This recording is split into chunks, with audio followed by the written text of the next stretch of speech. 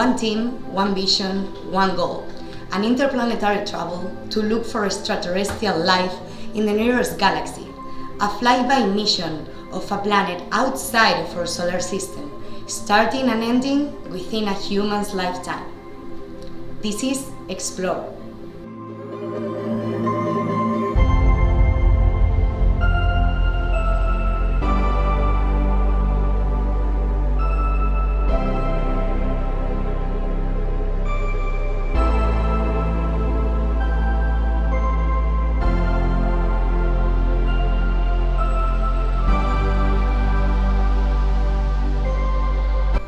We are NUE, consisting of 16 international multidisciplinary students representing 9 countries, enrolled in the master's degree of the International Space University, ISU, in Strasbourg, France.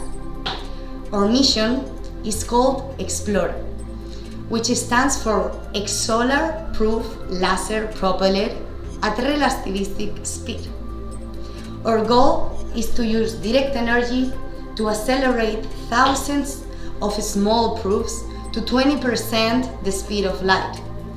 Within only a few decades, they will reach Proxima b, an exoplanet orbiting the closest star to our Sun, Proxima Centauri. So, welcome again to the NUE podcast. In this episode, we will talk about the secondary mission of Explore mission. So I warmly welcome Tom and Summer. Welcome. Hi, thank you so much for having us. Thank you for coming. So first things first, can you talk me a little bit about your professional backgrounds? Let's see who you are. Tom? Yeah, sure. So I'm an astrophysicist from the UK. I went to the University of Kent for my bachelor's degree. My degree is in astronomy, space science and astrophysics. Sounds difficult.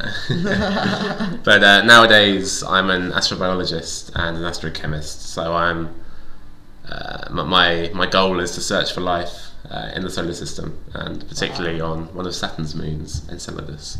That's very interesting, and that's why you are here. Yes. That's great. And you, Summer, what about you? So I am from the United States. I actually did my undergraduate bachelor's degree in biology, but now I'm a medical student in an osteopathic medical school. Wow. So I am here to just kind of break into space medicine and maybe try and become a doctor to the astronauts one day. That's amazing. Yeah, right. Okay. So let's talk about the secondary mission of Explore mission. Summer, let's start by you. What is a secondary mission? Can you explain us a little bit? So NUE is our primary mission. It's the mission that we came up with first, and it's what we are actively making steps to do right now. Okay. But a secondary mission is a mission that we're going to look at using what we have, the technologies that we've created and the information that we're gaining from this first mission that we're taking to create missions in the future. We've looked at lots of possibilities. This is such a prolific mission that we're taking right now, that there's so many different things that we can take into the future. We've looked at ways that we can use the lasers differently that we're using in our mission now. We can destroy different comets that could be coming at us. We could do so many things with the lasers. We could do so many things with the information we're going to gain by going to Proxima b, and just being able to use the information in our mission later. Okay, that's great. So summarizing, a secondary mission is like a mission after the first one will be successful, in order to take advantage on the technology that we developed for this first mission and things like that. So exactly. It's pretty interesting. Okay. And what are the expectations for NUE team with Explore mission? What is our secondary mission goal? Or I think because there's so many things that we can do with our primary mission to create new missions. I think just an overall goal that we should have for this is just to make a difference to lots of different fields. Right now we're trying to look into astrobiology, we're trying to look into creating new engineering technologies, but I think we can continue that. We can make changes in policy, we can make changes in different technologies with satellites and with planetary protection. There's lots of different more steps we can take in future missions to make a difference in lots of different aspects, That's not just great. what we're doing. And one little question, only for curiosity. Are we thinking on putting humans inside of some kind of a spacecraft in the future and arrive to the Alpha Centauri system?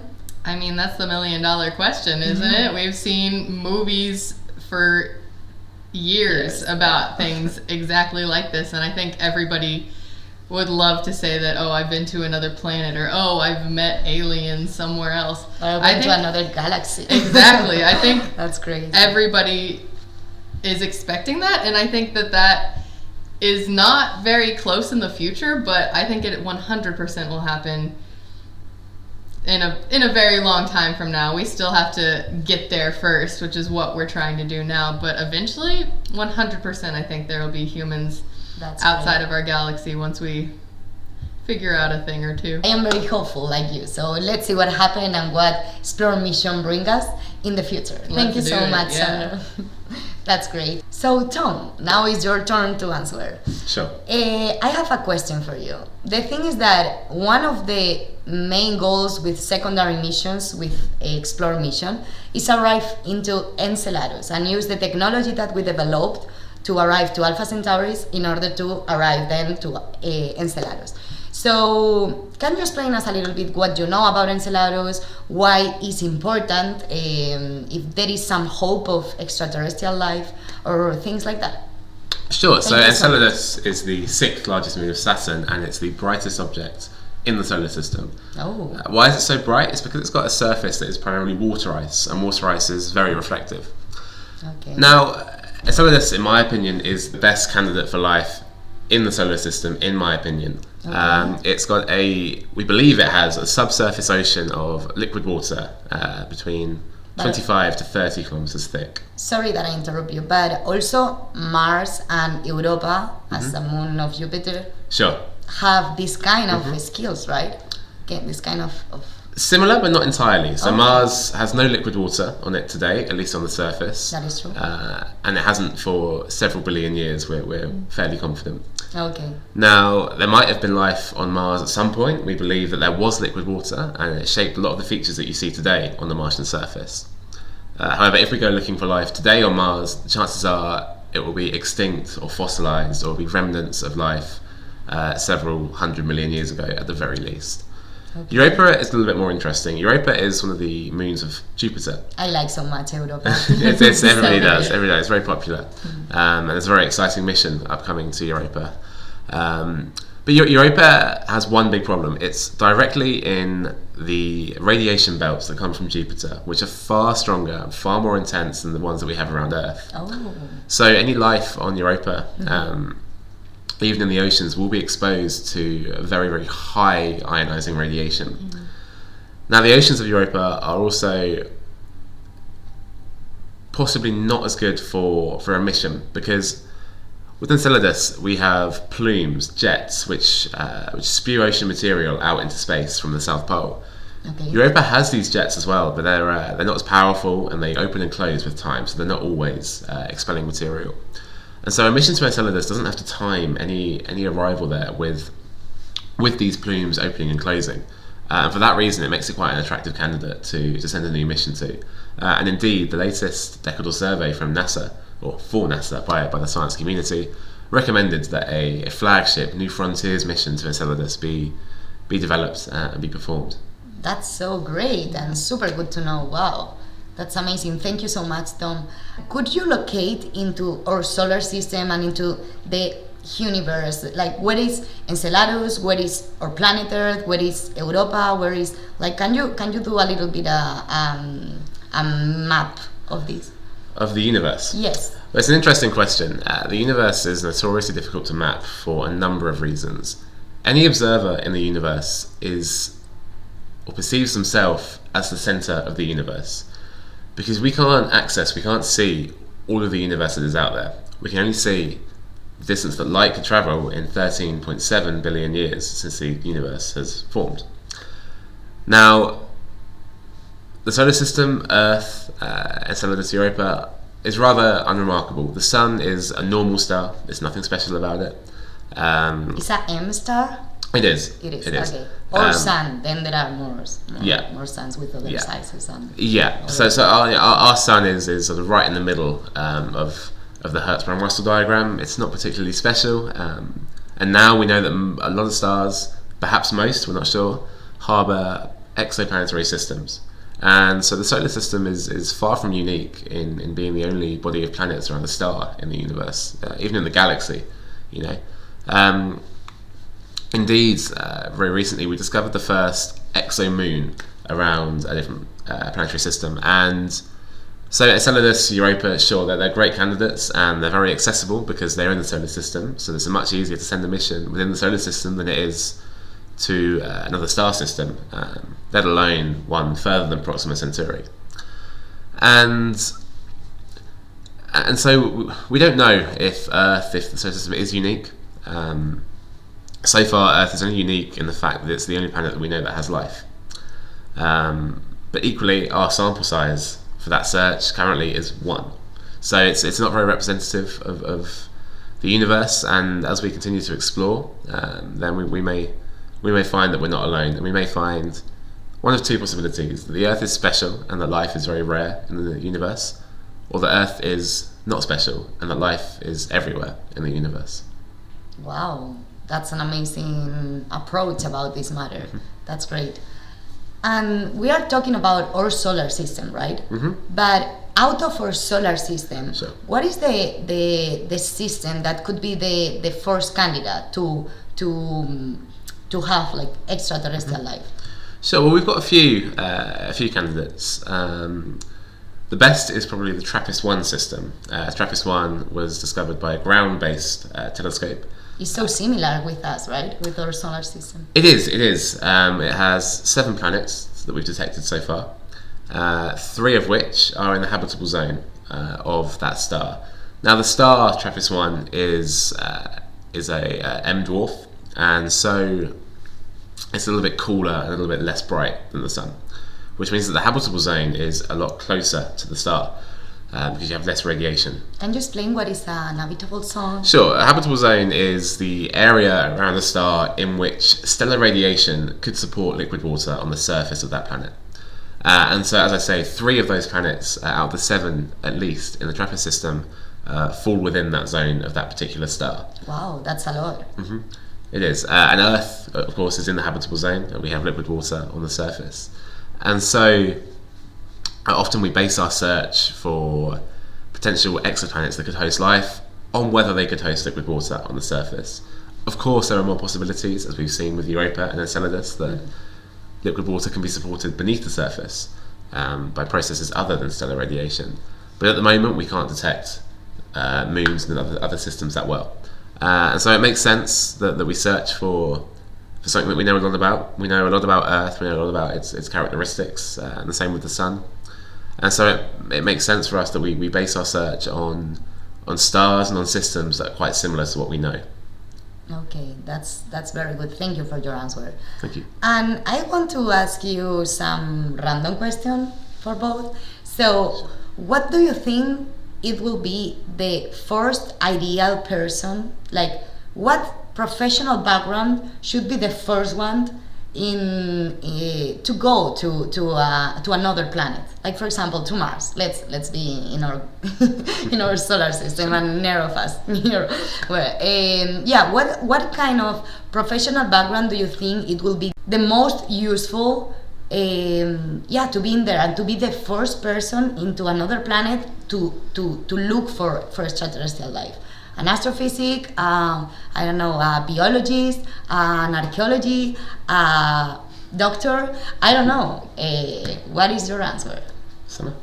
I think everyone might be a little biased on a question because me personally, if there's humans going somewhere, then there's always going to be the risk of them getting hurt, them needing medical attention, Absolutely. something like that. I would say that a doctor, someone that has those medical capabilities, is someone that needs to be on an extraterrestrial mission, period. I think that that's something, because if the humans are hurt, or if they're unable to do their mission, if they're unable to do the things that they went to the other planet to do, then the mission is just going to be a failure altogether. That is true. That makes so much sense. So we should go before with a doctor and be assured in the planet, and then look for extraterrestrial life for you. Okay, that's a good answer. That's a good answer. What about you? For me, I think that a geologist should be the first person that we send. I think when you visit a new place, particularly in the context of space travel, you need to have somebody who understands the environment around them and what they're seeing. Particularly in the search for life, a geologist is rather unique in the fact that they can identify features on the terrain, features in the landscape that might be of interest, both for their survival and in other scientific ventures, such as the search for life. You can see, for example, with the Mars rovers, whenever Perseverance wants to go and look at a new site or a new rock, it has to be debated by a team in NASA HQ, and of course it takes time for that signal to be transmitted, and the rover is slow. It takes a lot of time for it to move and perform these functions. Absolutely. A geologist on the surface of a planet can look at a feature, walk over there, and take a sample of their own accord, quickly and easily. And I think it's a much more efficient way of exploring, and I think understanding the environment and the landscape around you is not only the first steps to survival, it's also the first step in exploration as well. Okay, that's great. That's a good answer also. I like both. And what do you think regarding the importance of the planetary protection regarding the space and the space missions? What do you think about take a sample in other celestial body and bring it into Earth? Like, do you think it will be dangerous? It could be dangerous, put into our planet something extraterrestrial, because I know there are a lot of sterilized techniques and proofs and tests that NASA, for example, is doing in order to be able to bring things from the space. So what do you think about this? It could be dangerous for humans, or? It's a good question, and it's a topic that is hotly debated in the scientific community. At the moment, the closest thing that we have to a set of guidelines regarding sample return are laid out by COSPAR, who are a space and scientific research organisation. Now, COSPAR dictate that a sample return mission depends on a number of things. It depends on the target body, it depends on the chance of that body hosting life, and it depends on the chance of a extraterrestrial organism or extraterrestrial matter entering the Earth system in an uncontrolled manner. Now, depending on the target, so let me take Enceladus for an example. Your favorite. Of course. No sample has ever been brought back from Enceladus, but if it were to be, it would fall into a Category 5 type mission, which means that it is subject to very strict control.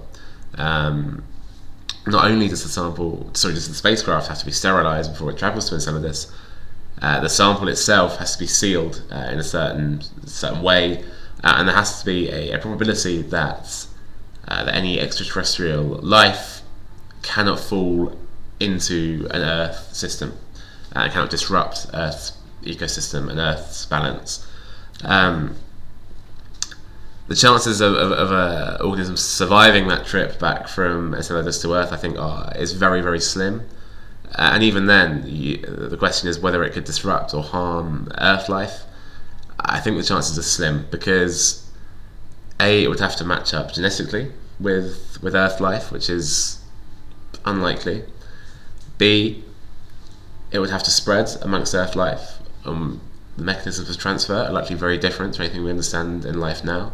And C, any chances of that life entering the Earth system are probably going to be minimised by the measures that a space agency would take to control it. I think any space agency that failed, or indeed any organisation that failed to adhere to the proper protocols, would face severe geopolitical consequences and would find themselves lacking collaborators in the future. Absolutely. That's a super interesting point of view. Great. Thank you so much, Tom. Thank you. And regarding your medical background, can I ask you, what are the main risks into space, for example, regarding this secondary mission? If humans go into Alpha Centauri B, for example, what are the main risks that a human body could have in this planet? Yeah, so honestly, there's so many. There's too many to even really count. But way before we would even send humans, we would send microscopic organisms, and then we would send maybe tardigrades or planarias or animals that are known to have these distinct differences about them, but are able to survive extreme environments, because we need to see if it's even possible to get outside of, because we haven't sent anything living outside of the orbit of the moon, so we don't know how the radiation that organisms are going to be radiation is probably the first main risk. A massive one, because we haven't seen how much the radiation outside of the geomagnetic fields, how much that will actually affect the genetics, the physiology of how organisms are going to act in space. We have seen differences in how organisms react to even slightly increased radiation exposures in just low Earth orbit, or we see little differences, and that's minute changes. There's very minute changes in the radiation that they're exposed to there versus on the Earth. So how are we supposed to know exactly what is going to happen when they're millions of kilometers from the Earth and getting further and further?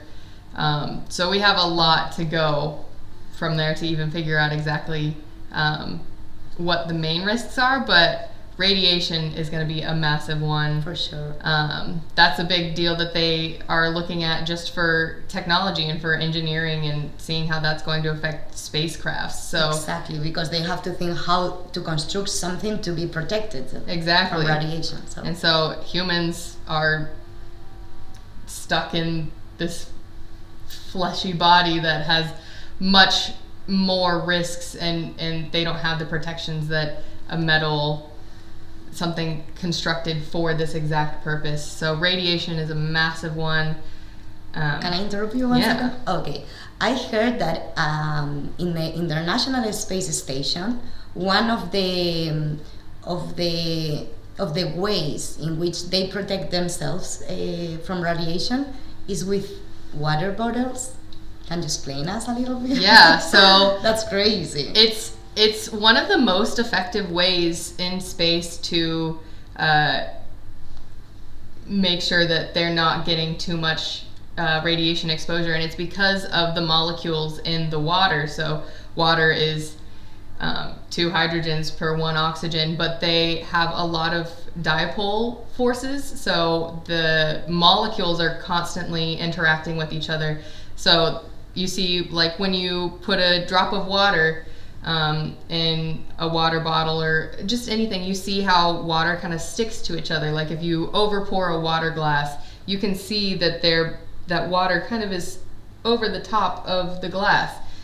That doesn't necessarily make sense, but it's because of the attraction forces in the molecules. Okay. And so you can see that as being able to protect, because the radiation that is going to be trying to penetrate through the water, it's going to have to try and penetrate through all of these forces that are interacting with the water molecules. So it makes it really, really hard for single molecules or single particles to try and penetrate millions of molecules in the water. So it's a really, really effective way to not let those particles through. But the big downside is water is heavy. Water is really, really heavy. You can't just carry even when you're carrying like just a big bucket of water, that's heavy to carry around, and they aren't going to be able to send a bunch of water to be able to protect entire spacecraft. So whenever there are those events of like the solar particle events, and exactly, they have enough water to protect them for a short amount of time when they're all huddled in a really small area and they don't have to use that much water. But whenever we're trying to get people way far, they have to have light spacecrafts to be able to travel fast enough, and water is not going to let them do that. So it's a huge challenge. Exactly. Yeah. We should find another way to manage this huge risk we have into space. There's a lot of research, but I mean, it's the easiest way, but it's not the most effective for fast travel. Besides the radiation, what are the main risks into a space mission, like Explorer mission, for example? Yeah. So, I mean, obviously radiation's a big one, but there's also just the microgravity risks. A lot of what is researched on the ISS right now is how we're working to see how the body changes in microgravity, because we don't know exactly what parts of the body are affected by microgravity environments. We don't know if digestion's a little bit different because it's not able to sit at the bottom of your stomach, or because the gravitational attraction that we have on Earth helps. We are made for being here. Exactly. The blood and everything works following the gravitational exactly effect. So if we don't have it, it's a problem. It changes so much of how our body reacts. We see already just on the ISS, when people are there for 6 months, maybe up to a year, that they have so many changes in their bone composition, in their blood, and how their brain and their eyes are working. We see so many changes in all the parts of their body, and that's just for short amounts of time. So if they're going to be sent out on an interstellar mission, they're going to have those microgravity effects for years, for a very, very long time, and we haven't studied how that would work for years, how our body would be able to adapt and change in those really, really long times. And even coming back, hopefully we would be able to come up with a mission that we would send them and then be able to bring them back, which is very far in the future. But how would they react to being back on Earth, or even just being on Proxima B or another extraterrestrial planet? How are they going to react to suddenly having gravity again, or having more gravity if it's an even larger planet? There's a lot to look at with microgravity, and that's a big hot topic on the ISS right now. I can imagine another important risk could be the effects of the isolation into space, right? Like be super far away from your own planet and from your friends, from your family, from everything, should destroy yourself a little bit, like mentally, no? Like it 100%, like the psychological issues that they run into, even just being on the ISS. They have problems, and they're surrounded by other people, and they're able to talk in real time with people on the Earth, and they still see those isolation problems because they're not in where they are used to being. There's just a lot of stress. There's always just a lot of stress, and stress is a terrible thing for your body. It's terrible for your brain. It's terrible for your skin, for everything. For everything. Yeah. If you're super stressed out, of course you're gonna break out. You're gonna just feel in a terrible mood. You're gonna have all of these symptoms because stress just affects your body. And so having those levels of stress on top of not being able to cope how you usually do, coping is a massive factor in how well you're able to take that stress and be better with your stress. And if you're unable to do the normal coping mechanisms that you're able to in the comfort of your own house and the comfort of a planet that is where you're from, you're going to see a lot of that deterioration in your mental health and in your physical health. Yeah, I heard that a lot of astronauts are depressed after a space mission because because of everything that you told us. Yeah. Wow, that's crazy. Okay, and the last question, touching a little bit the humanities aspects of this mission, that we will talk about this in the next episode, but I am interested in your opinion. How do you think find extraterrestrial life could affect to the humans into our planet, like in the planet Earth? Like, if this secondary mission is possible and we arrive as humans into another galaxy, how this could affect to us? What do you think? In few words, you can answer. Sure, I think it's very interesting because it will be the first time that a member of the human race has left Earth permanently, and I think what's also very interesting to think about is the identity and the place in humanity of those that go on that mission. Once you are on a spaceship that is destined to never return to Earth, I think there's certainly the element of you losing your touch, losing your relationship with humanity as a whole. I think it's something that we probably won't be able to characterize before we do it. But there is, I think there's certainly a possibility that these people, that they'll lose their attachment to the human race, particularly on you said missions across the galaxy. That's hundreds, millions of years, and I think when you have somebody that's not born on Earth, will never see Earth. I think one might argue that it's a form of evolution, not in the Darwinian sense, but in that you become something perhaps different to how humanity lives and functions on Earth. I'd imagine that over time your body would evolve, over generations your body would evolve and adapt to the space environments, the microgravity environment, and at some point you would lose that connection to humanity, I think. Wow, that's a very interesting point of view. That's great. Yeah. And what about you?